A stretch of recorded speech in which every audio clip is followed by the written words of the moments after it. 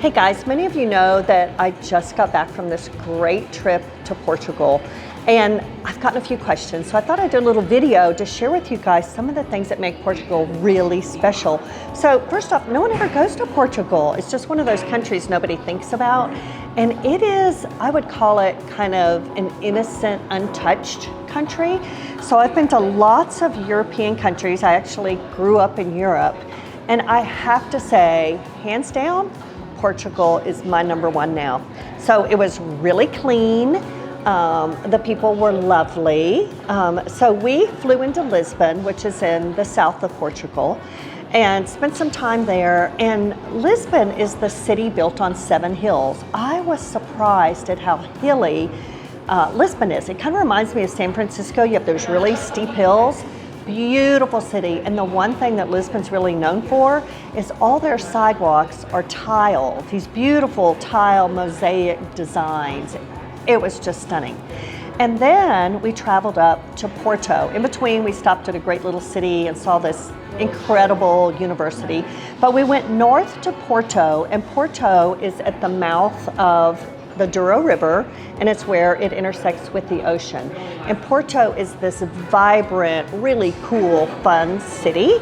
Once again, really clean, food's great. And then we got on a riverboat. We went on a Viking river cruise, and I've added a little video of our Viking boat because everyone wants to know what it was like.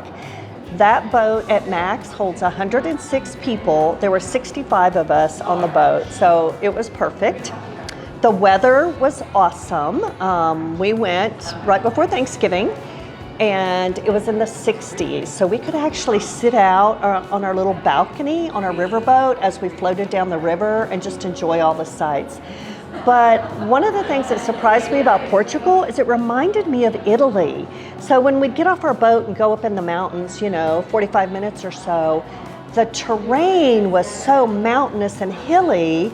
And the people who live there have all these great vineyards, olive trees, cork trees, all on these real hills. And it's just exquisitely beautiful. We went into all of these little old villages, and many of the homes don't have electricity. They heat their homes with stove wood. So they're hundreds and hundreds of years old. But you have got to put Portugal on your list to go to. And if you want to know anything more about Portugal, call me. I'm a huge fan. The language. Portuguese is its own language. Some of you may know Portuguese. It has a little bit of a mix of Spanish in it, but I speak fluent Spanish, and there's a lot of disconnect. But for instance, in Spanish, good morning is buenos dias.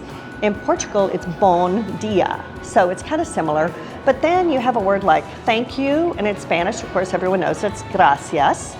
In Portugal, it's obrigada. Obrigada, like what? And women say obrigada, and men say obrigado. So you have this male-female thing that you've got to attach if you're the one speaking. Radically different than Spanish.